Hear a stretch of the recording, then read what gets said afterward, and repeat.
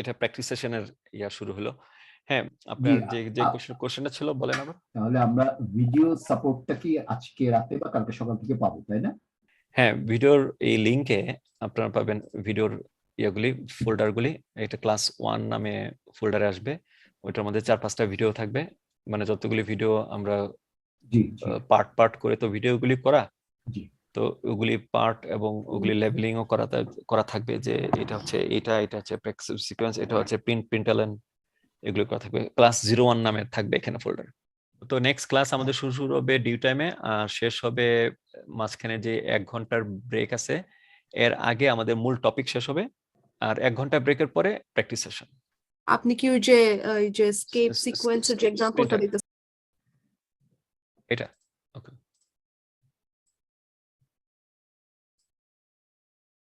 আমি কনসোলটাকে দেখেন, আমি কনসোলটাকে ধরে এইভাবে করে নিয়ে আসলাম বাম দিকে, যাতে বেশি স্পেস হইলো আমার।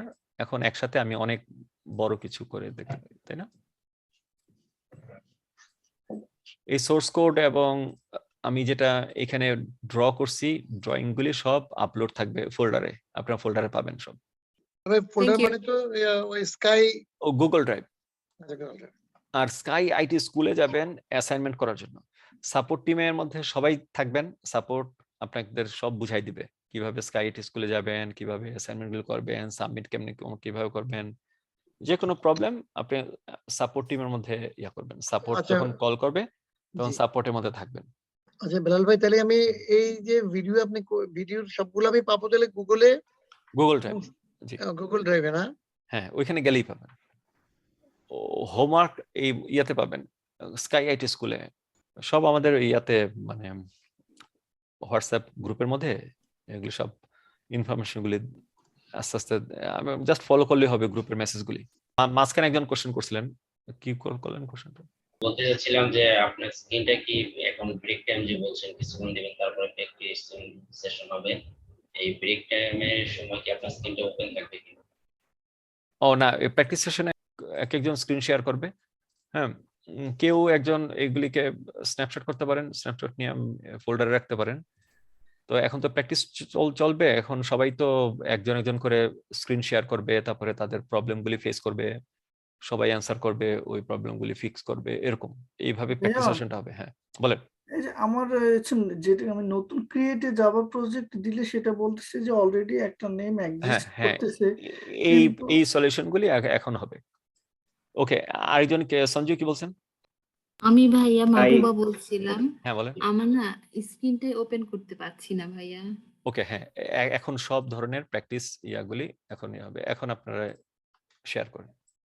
ভাইয়া সাপোর্ট টিমের ক্লাস করতে হলো তো এই যে জুম মিটিং এ ঢুকবো নাকি? হ্যাঁ, সেম জুম আপনার গ্রুপে অ্যানাউন্স দেখবেন যে support is available now, please join, তখন এই জুম লিংকে জয়েন করবেন। আচ্ছা ঠিক আছে ভাইয়া, আমিও যেতে হবে তো এইজন্য। এবার ওকে, হ্যাঁ, যার আছে ওরা যেতে পারেন, আর যারা প্র্যাকটিস করতেছেন ওরা থাকেন।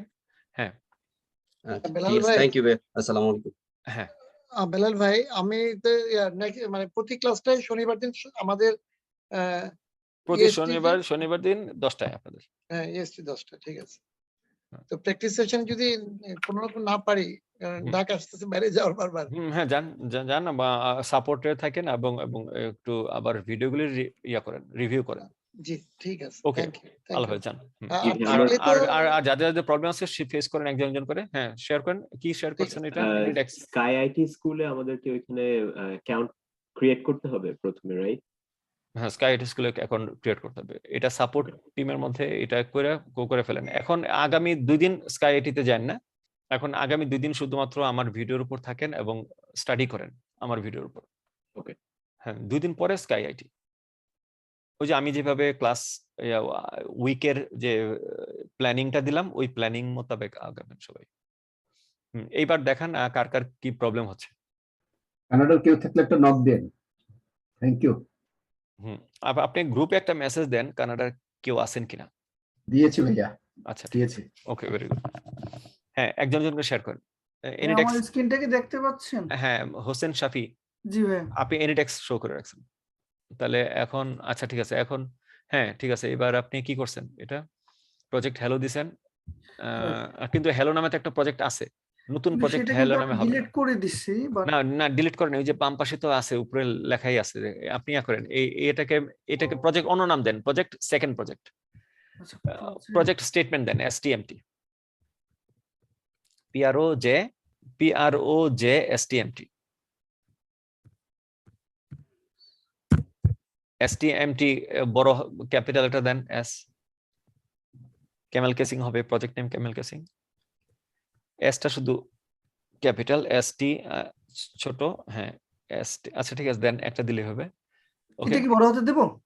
না এটা ঠিক আছে। এবার ইয়া করেন, কই আপনি একটু ম্যাক্সিমাইজ করেন তো, এটা ম্যাক্সিমাইজ করেন, ম্যাক্সিমাইজ, হ্যাঁ এবার ফিনিশ, দেবো? হ্যাঁ ডোন্ট তো ক্রিয়েট, এই তো আপনার প্রজেক্ট তৈরি হয়ে গেছে, ম্যাক্সিমাইজ করেন, এই তো তারপরে ক্লাস তৈরি করেন, ক্লাস ওই আমার ডকুমেন্ট অনুযায়ী ক্লাস তৈরি করেন,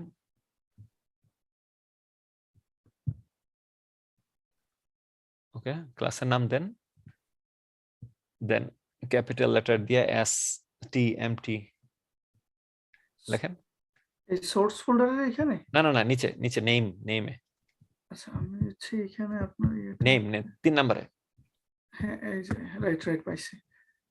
ওকে তাহলে হচ্ছে এস টিএমটি এমটি পাবলিক এসটিএমটি, হ্যাঁ ঠিক আছে লেখেন পাবলিক স্ট্যাটিক ভয়েড মেইন, ঠিক আছে ওকে। এই তো আপনার এটা হয়ে গেছে। এখন টাস্ক লিস্ট, বাম দিকে টাস্ক লিস্ট আর আউটলাইন এটা আমাদের দরকার নাই, এটা দুইটাকে ডিলিট করে দেন, বাম দিকে ডান দিকে টাস্ক লিস্ট আউটলাইন এটা ক্রস আউট করে দেন, task list outline cross out করে দেন, হ্যাঁ এটা ক্রস আউট করেন, এটাও ক্রস আউট করেন, হ্যাঁ এবার আপনি যে কোনো একটা স্টেটমেন্ট লেখেন তো এখানে, system out dot println Dallas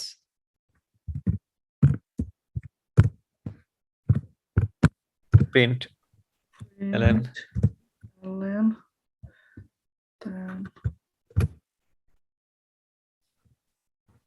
লেখেন ভিতরে ডাবল কোট ডালাস,